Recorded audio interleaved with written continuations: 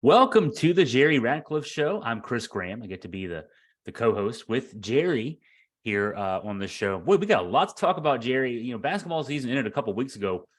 It has not slowed down for us writing wise. Even more news today with Reece Beekman. Boy, I guess that's where we'll start, but he's not the only one.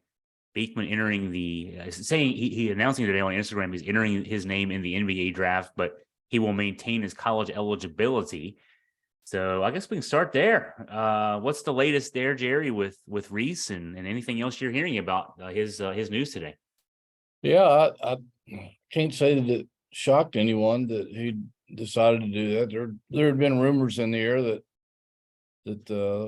at least one more player was going to leave the program. We weren't sure who. I guess there could still be more for all we know. But there were some rumors that Reese might test the NBA waters, like some of his former teammates and those before him at Virginia have done, like Trey Murphy did a few years ago, and that kind of caught people by surprise at the time. But wow, his stock soared as soon as he started going to NBA camps and to the combine. And I guess that's what Reece Beekman is hoping that will happen with his, because unlike Murphy, he really doesn't have that NBA shot that scouts look for. Not to say that it can't be developed, or it might not be somewhere in his repertoire that just hasn't come out yet, but he hasn't shown it to this point, at least not on a consistent basis. His strengths are elsewhere with his floor game and defensive game. Yeah, I looked up some of his numbers, his deep dive on Synergy Sports today. 30.4% shooting on jump shots this year for Reese. That's going to be the thing that NBA front offices and scouts are going to question him about. They're going to be looking at when he goes to combines and goes to individual team workouts, is just what he does on jump shots. And even this year, his numbers went down at the rim. He was a 57.7% shooter at the rim last year, 51.3% this year. I wonder how much of that might have been injuries, though. And we know he was playing with ankle and hamstring injuries for a good bit of this season, and that could have impacted, his ability to finish the rim, for example. It didn't impact his defense. He was Defensive Player of the Year in the ACC this year. It seemed like something he should have been all 3 years he was there. Yes. So that's definitely a plus for him. But you got to be able to make shots in the NBA, and he improved a little bit on 3-point jumpers. 33.8% last year, 35.1% this year. And I did a scan. Jerry, you might have done the same thing. I've been doing this for a few weeks with Reese, looking at NBA mock drafts, and early in the season, he was some mock drafts had him in the first round. Lately, a lot of mid to late second round, and even lately, I've been seeing some mock drafts that don't even include him in going in either of the two rounds. So, that's probably why it's important to mention that he announced he's going to enter the draft but maintain his eligibility, which implies he's not going to hire an agent. He's going to go through the evaluation process, see what happens, and if all he's doing is trying to get an evaluation on what he needs to work on, he can, come back next year and work on that. And if what happens, as you mentioned, Jerry, with Trey Murphy happens, he could just, decide to stay in the draft and go from there. But the options are out there. He could still come back. He could, he could be on the way out. I will say, though, Jerry, I pointed this out in the column I wrote about it today. His message seemed like a goodbye message when I read that a couple of times. I don't know if I'm just reading things into it, but it seemed like he was saying thank you and I'm on my way out. It truly did read like a goodbye message, thanking the community and Virginia fans and the coaching staff and fellow students. And maybe that's just his optimism in making this move, but and who knows, maybe maybe he's just one of these kids that's tired of college and wants to, if the NBA is not an option, that he could go in the G League or go overseas and earn money playing basketball. Maybe he's just tired of the whole college scenario. I don't know. Some kids get tired of it. You would think though that someone with the rest of the game that he possesses, if he could work on his offense for another year in college, that it would help his draft status a year from now, which a lot of guys have done that. And I don't know if Virginia's NIL, it's not like other places, like for if we were at Miami, for example, he could say, well, I'll come back if I can get $800,000 or something, but he's not going to get that here. So I don't, he actually could transfer somewhere else under those conditions if he so desired. So there's a lot of options for him out there that we probably haven't even thought of. But personally, I think it would be good for him to have one more year of college basketball to develop his offense, but he may not see it that way. Yeah, he could develop at the NBA level or the G League level if that's what he's going to do. And yeah, and you mentioned he could go somewhere else as well. That he's maintaining his college eligibility. He didn't necessarily say that's going to be in Charlottesville. And I brought up the case when I wrote a column on this. I brought up the case of Kyle Guy. So you talked about Trey Murphy, who put his name out there and eventually ended up being a first-round pick. Kyle Guy is the other example. He put his name out there, and he ended up being a late second-round pick. Kyle's now in Spain, where the salaries are nowhere near what they are in the NBA. He's still getting paid to play basketball. He's playing 21 minutes a game, averaging 11 points. It's not quite what he expected. The professional ranks have not been what he expected, or many of us expected for him, coming out of Virginia. So that's the cautionary tale. I mean, Joe Harris was a second-round pick. He didn't leave school early. If you're a second-round pick or an undrafted free agent and make a team, there's no guaranteed money. If you're a first-round pick, it's guaranteed money. You get, you sign a 5-year deal, the last 3 years of which are options. But it's you look at what Ty Jerome's made. You look at what DeAndre Hunter's made as first-round picks. That's money in the bank. And so a lot of thoughts, a lot of options, a lot of things to go through there for Reese and his family as they try to navigate this process. But also then on the side of Tony Bennett and Virginia fans, a lot to navigate there too. They'd already been in the in the portal looking for at least one guard. It makes you think that Tony was hedging against that. All the other news of the week, definitely the Virginia staff has been really busy trying to make contact with guys in the post as well, with Isaac Traudt and Kadin Shedrick on their way out the door. So what are you hearing as far as those two guys and the impact of losing them? I can't say that I was stunned by that news. It seemed like Shedrick was unhappy the latter part of the season when his playing time diminished.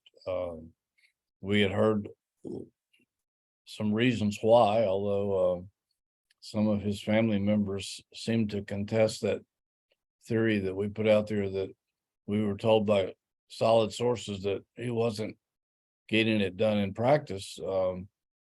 And maybe he just didn't relay that thought to his family. I don't know, but that's what we were told from a source that I trust, and believe me, this source is pretty close to what's going on. He would know. This guy would know. This source, I should, yeah. Now I've given a gender away, but this person would know. Yeah. Yeah, and so I think Shedrick's body language, you could tell that he wasn't the happiest camper in the world. And when Vanderplas was healthy, Shedrick was on the bench, and Vanderplas was getting those minutes. All of a sudden, when Vanderplas broke his wrist the day before the ACC tournament, Shedrick became an important commodity again, and started and gave Virginia some interesting moments, particularly maybe playing the best game of the season in his very last game as a Cavalier against Furman, when he had I think it was 15 points and 13 rebounds and 4 block shots, which shows his capabilities. And he had some shining moments like that throughout the season, but he also went through dips where he statistically had fallen off and wasn't getting the job done and was getting pushed around the court because he wasn't strong enough, and which led to no playing time at all in some games during the heat of the season. And as far as Traudt went, I didn't want to believe the rumors that he was going to leave because he was homesick. You don't hear much of that anymore. But I guess if you're from Nebraska and you maybe family situations are tighter out there than they are in the East. I don't know, but to leave because you're homesick or you miss your girlfriend, I don't know. It just seemed I don't know. It's irrational to me, but if that's what it was, then that's what it was. And some people have already said, well, Creighton's after him. Yeah, that wouldn't shock me either. Well, and we didn't see him play, so it's hard to gauge whether or not it's a big loss. He was obviously a well-regarded recruit, a top 60 national recruit, and what we were told about him was that he would be a guy who could obviously play in the post. He's 6'10", but he could also make some perimeter shots and stretch the floor, which seems to be the way Tony likes to play with his fives now, as we saw with Vanderplas this year. Jay Huff a couple years ago, Mama Diakite as well. Virginia's at its best when their fives can shoot from the perimeter and space the floor. But I will say this too. I mean, the decision. A lot of folks have been raising the issue. Well, Tony redshirted him, and that may have been a factor in his decision to leave. Well, that was from what we were told, it was a mutual decision. Yes. That Traudt himself had suggested, hey, I want to get bigger and stronger, and I think I can do that and not waste a year. While I'm doing that. And if at all during this season, because there was some issues, as we saw with, you mentioned Shedrick losing his playing time there and Vanderplas earning it. If what, the coaching staff would have seen in practice would have said, hey, that we can use him now. They would have burned the red shirt and he would have been a contributor this season. So, I know fans like to say, oh, we lost this guy, but I don't know that we see what the coaches see in practice every day. And this news came out with both these guys was early this week, right after the Virginia was eliminated from the NCAA tournament. They were already reaching out to bigs on the transfer portal to try to get in and see if they can find some guys. So I think that this news didn't surprise anybody on the coaching staff. They've already been trying to replace these guys even before they announced they were leaving. Yes, absolutely. I think they had a early warning that this was going to happen, and like you said, as soon as the transfer portal opened up, Virginia had contacted somewhere between 15 and 25 players already. Some of those guys have already committed elsewhere, believe it or not, and but yeah, they were not caught by surprise like the fan base was, and they probably even saw the Beekman thing coming too, would be my guess, and we're prepared to start going in that direction. So yeah, they have reached out to a ton of people, a lot of them that we probably haven't even caught wind of yet, and are probably still going to. Because there's still guys entering the portal every day. It seems like it's over 1,000 people in that thing. So, I looked at it before we got on the air. It was 1167 when I last clicked refresh. Wow. It's probably jumped another 100 since then, right? It's right. It goes up every minute, it seems like. Yeah. And it's a strange phenomenon in today's basketball, but if you're really smart about it, and I don't know what kind of a research team Virginia has over there, like maybe some schools do, but I mean, you can completely rebuild your program overnight in the portal. I mean, look at what Miami did last year. Jim Larinaga has guys that were all conference players in 3 different conferences. Yeah. Starting in his lineup. And then Kansas State, I believe, at this time last year, had maybe nobody in their program. I know they It was didn't either have, 0 or 1 at this time yeah. last year. Yeah. And look at them. They were in the final 8 and almost in the final 4 Yeah. with a completely rebuilt team from head to toe. So if you do your homework and you're smart about it, and for Virginia, it might be a little more difficult because some of these guys can't transfer in as easily as they could somewhere else because of credits not being accepted. But you can remold your entire program pretty quickly and come out stronger than you were before.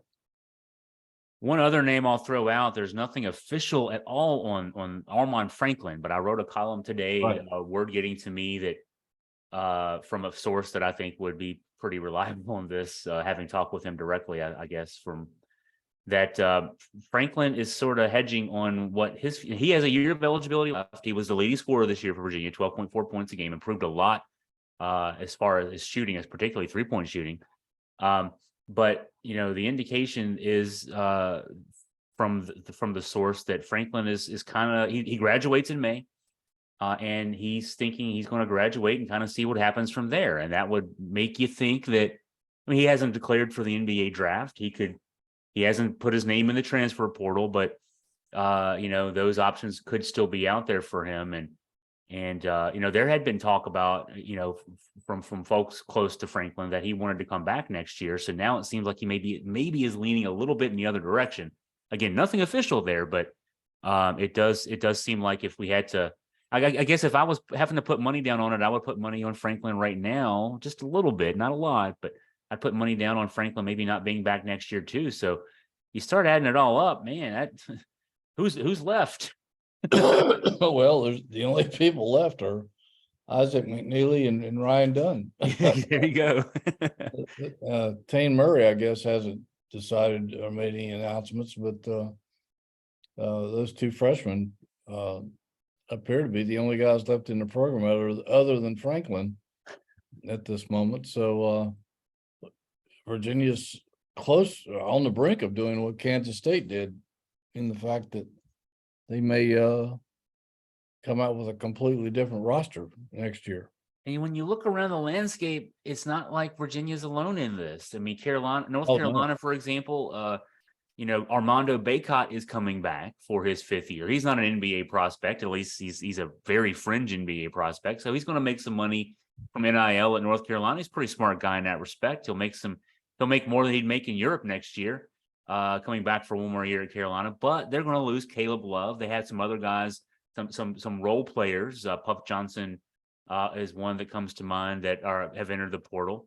Caleb Love's a big one to enter the portal for them. That's a big name out there that Yeah, a little surprising. But when you look at the list of the list plural of players that are in that portal, they kind of go in there. VCU just replaced its head coach. All of a sudden, there's a bunch of VCU players in the portal. George Mason's coach left to go to Providence.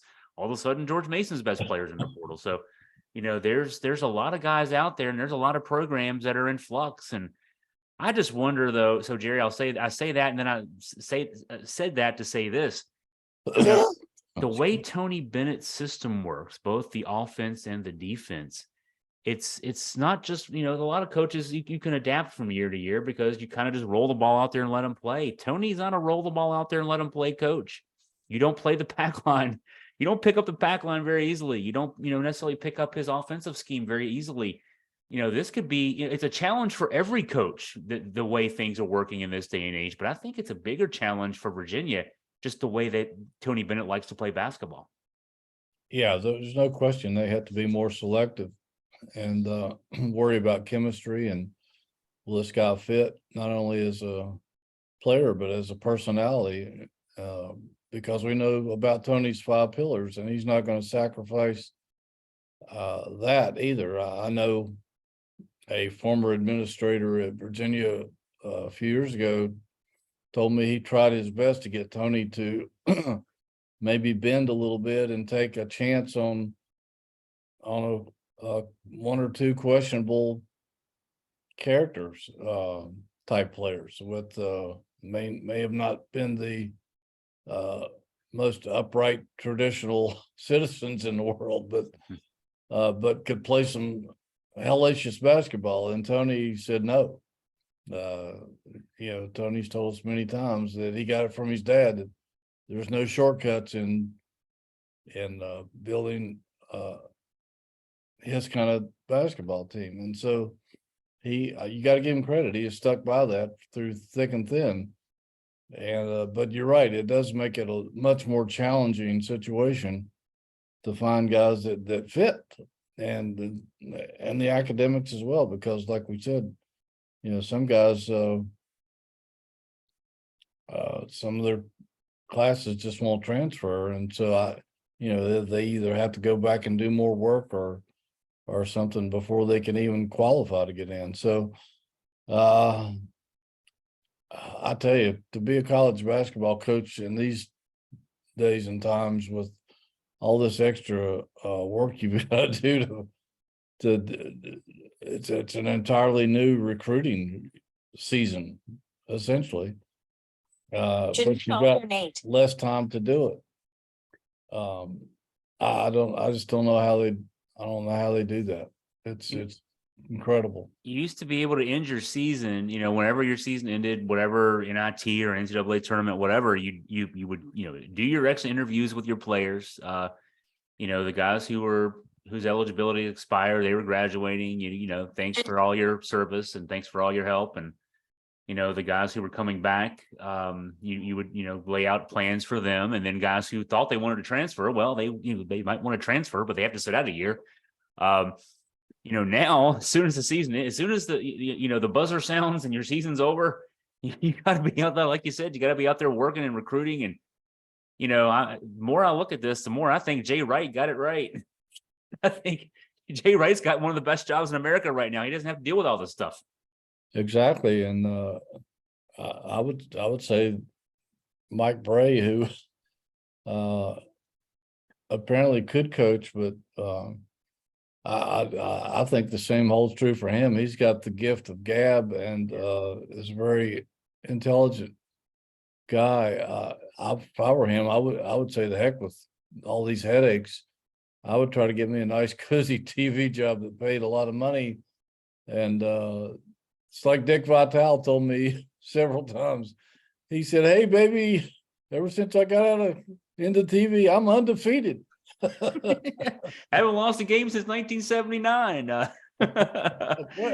That's the way to do it, and Seth Greenberg is in that group. I mean, it's almost like, it makes me think, we've all decried, a lot of us have decried the AAUization of basketball, particularly for all these years. It used to be you recruited the high schools, and then now you recruit the AAU teams even more than you do the high schools, it seems. And now college basketball is an AAU game. I mean, this is pretty much what it is. You just see if you can get three guys together to form a little power group and build around that. And you redo it every year. And, you look at it, Jim Boeheim kind of got in some trouble. He says a lot of things to get himself in trouble, but he talked about Pitt and Wake Forest. And the only thing he got wrong there was he tried to imply that there was money involved in that, like an NIL money involved in that. But Jeff Capel and Steve Forbes down at Wake Forest have been rebuilding their teams each year, kind of like AAU coaches. Jeff got to the NCAA tournament with Pitt this year. Steve Forbes has not made it the last couple of years, but he's been close. And that seems to be the way to go. I mean, it's a different way to go than, say, Duke or Kentucky with the one and dones, but it's very similar because you go out and you comb the transfer portal, you rebuild your team, and you see what happens this year. And if you don't like it, you go back and do it again next year. Tony doesn't do that. Tony's, he needs, I mean, he's had the stability with his coaching staff. His roster stability has always been key and kind of necessary because, again, of the way they play. So, I guess I'm saying all this to say I fear that the game might be kind of passing us by here as far as Virginia fans are concerned and that kind of thing. Tony's got a harder job than most guys do because of the way he likes to build his program. And I don't know if as a Virginia alum that I want him to amend that. So, this is an interesting year for him. We'll see how he responds to this and how he can build around this, because this is going to be the most challenging year he's had in an offseason since probably, year one or two of his tenure here at Virginia. Yeah, I mean, he essentially has to rebuild his entire roster, and I wonder how many good coaches, veteran coaches, are going to put up with this. I wonder if Roy Williams and Krzyzewski weren't influenced a little bit by it. I know they had age against their side, but at some point you say that, do I really want to mess with all this other stuff? I don't like the way the game's trending. I don't like the new rules. It's more challenging than ever. It's a headache. I wonder if Boeheim if that didn't influence chasing him out of the business maybe a year or two earlier than perhaps he wanted to go. And the one guy, believe it or not, who continues to blow my mind, and I have incredible admiration for, who has handled this as good or better than anybody. And of course, he has a couple of weapons on his side, is Jim Larrañaga, who at age 73 has adapted well to the NIL and to the transfer portal and keeps on rolling. And here he is in the Final Four. Again, the NIL has been a huge aid to him, because I think he had some difficulty, some challenges in trying to attract high school kids of their year after year after year to Miami, particularly earlier on, because they didn't have a lot of winning tradition. But he seemed like he had to depend more on transfers and that sort of thing. But you talk about somebody who has mastered the portal and the NIL, Chris, and it's one of the oldest coaches in America. Well, he's got a guy who's writing big checks, John Ruiz. That doesn't hurt. It doesn't hurt. Yeah, a guy that, in Miami, I guess they've been trying to spend money, NIL money, the last couple of years on football down there, and it doesn't seem to be a good investment. So this Ruiz guy's writing big checks in basketball now, and they went the Elite Eight last year, the Final Four this year, and obviously, paying guys and being willing to pay guys money to say, hey, if you come here, we'll give you some money, we'll make sure you're taken care of. You still got to go out and coach them. You still got to go out and win the games, and credit to Larrañaga for being able to do what other coaches can't do. Integrating new guys into a core can be difficult, to get it to work, and it's tough. And you're right, he's that should be a game for the young guys. That should be a game for the John Shires of basketball. He's in his 30s, right? It should be a game for guys like that, not for a guy that cut his teeth coaching at the feet of Terry Holland 40 plus years ago. So yeah, credit to Larrañaga for doing that. But I think we're seeing this play out. This year's NCAA tournament, everybody keeps talking about how topsy-turvy this has been, the most unpredictable tournament maybe ever. I mean, certainly the highest seed left is a 4. So we got a 4, 2 5s, and a 9.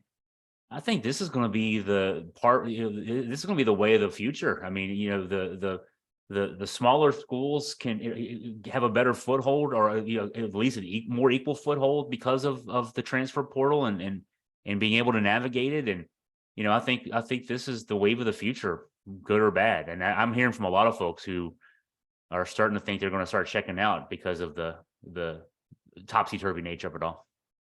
I think you're right. I think you hit it right on the head. I think I remember us having Seth Greenberg on our podcast around this time a year ago, and a lot of things were in flux in college basketball, not to the degree that it is now, but he was telling us then that parity, he said, watch out for parity in college basketball because it's here.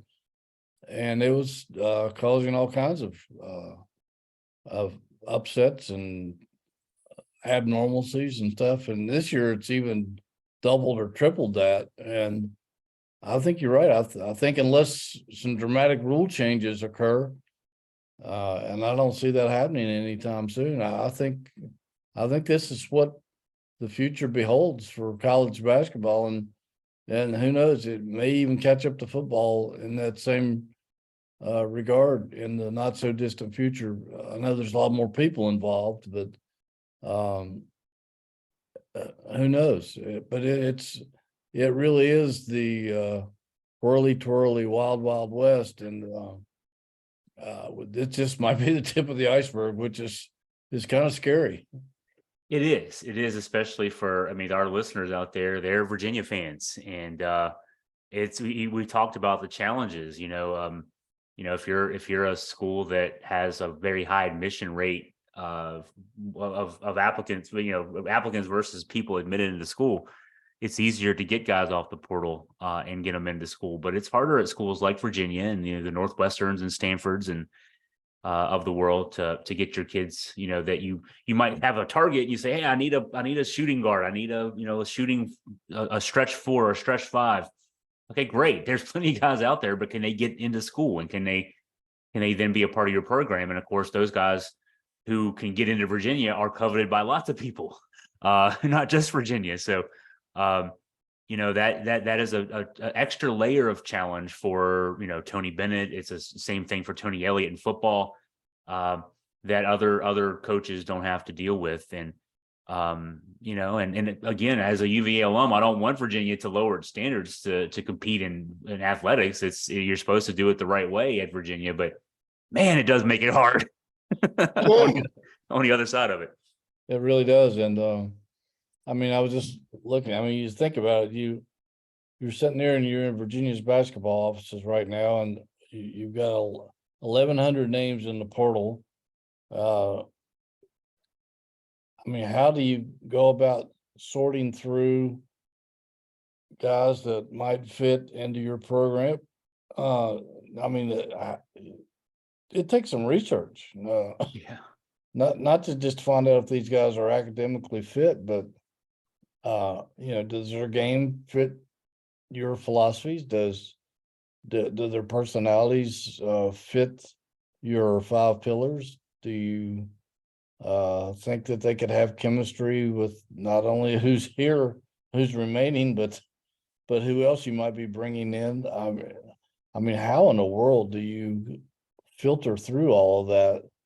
And I know Tony and other coaches have said it's kind of like speed dating, which makes it much more accelerated than the regular recruiting that you go through, because you get to at least find out a lot more about kids and get to see them play and stuff. I guess with these guys, you have to look at film to see if their game matches, unless you've recruited them before or seen them play somewhere along the way.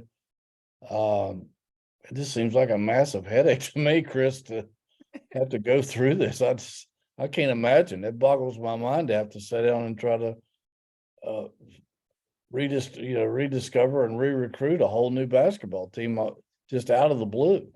Because when you recruit the high school players, you're starting making contact with them as early as their freshman, a lot of cases, as early as their freshman year, maybe even 8th grade year, but you're making contact early with them. Right. With their coaches, and getting to learn who they are, and you meet, you see them play a few times, you see them grow, you see them develop. By the time they're juniors, for the most part, they've committed to you, the ones who are going to come to you. In this case, you got 2 weeks or 3 weeks, maybe. And there's 1,167 players you're looking at, and you need 4 or 5 guys. And, the speed dating part, you're Zoom calling, just like we're talking right here on this podcast. You're Zooming with people, and, you're trying to find anybody, who might know them. And yeah, maybe it's somebody you had contact with 5 years ago when they were a freshman in high school and you reached out to them the first time or what. But man, yeah, it's 4 or 5 years of recruiting broken down into 2 or 3 weeks. That's hard. I mean, that's why some of these coaches are leaving early. I can only see the reasoning behind that. Yeah. If you're Jay Wright, you've won 2 national titles. Hey, I'm good. I think I'm going to go on TV now. Exactly. I can show off this is someplace I can show off my $4,000 suits. She's got a whole closet full of them. Just sitting there. But just the initial list of 15 or 20 players that we saw that we know that Virginia has at least reached out to. It doesn't mean that they're interested in all of them, but they've had contact with. Virginia didn't play any of those teams during the season, none of them. So, if they have any prior knowledge of these guys, it had to be from AAU ball or high school or a previous recruitment or something, or just having seen them play by accident while scouting somebody else. Yeah. So I mean, gosh, it's just overwhelming to me. I'm trying to think, is it Johnny Carpenter who's the video coordinator on the Virginia staff? Yeah. Probably the hardest working guy right now. And I think if I remember right, Tony talked about how Johnny, he and his wife have a newborn, or a young child. And Tony's trying to tell him to to make sure to prioritize, spend time with your family. But at the same time, somebody's got to cut this video off. Yeah, I'm sure. Maybe that'll give him something to do when he's up rocking the baby at night. Maybe so. That's it's 3 a.m. What are you up for? Well, I might have woken the baby up actually. I've forgotten I played some audio there. So yeah, this is a tough time for Virginia fans are all up in arms. The news with Beekman probably is the one that sent us over the cliff there a little bit. I'm usually the guy trying to talk people down off the cliff. I'm not sure if I can do that today. So yeah, I mean it's a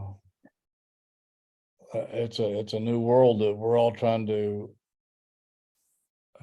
get accustomed to, and it's difficult, especially for old war horses like me who have seen recruiting change and escalate at an unbelievable pace over the past 20 years, and now it's gotten to another level that none of us had ever imagined even it would exist 5 or 10 years ago. So yeah. Wow, it's just mind-boggling.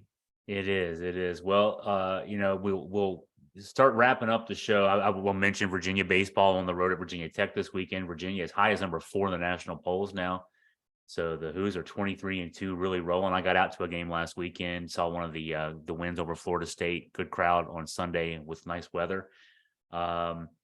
Let's see, men's lacrosse with the big upset last week at Notre Dame, defeating number one Notre Dame. So after losing to Maryland the week before, that was a nice win for the men's lacrosse team. Anything else on your mind, Jerry, as we're getting ready to close the show? Not really. I just wanted to thank our sponsors. I guess once things settle down with the recruiting and spring football, we'll focus a little bit more on the spring sports and keeping a close eye on baseball and men's lacrosse, who are both having pretty darn good seasons. And the other sports too, they're having great seasons. There's so many good UVA teams in the spring, it's hard to keep up with it all. It is. But I just want to thank our sponsors, the Good Feet store out at Stonefield, Jonathan Cotton, who has helped Virginia with the NIL and is a big Virginia supporter. He's having an event. I don't know if I can find it on my email very quick or not. He's having an event out there at Stonefield.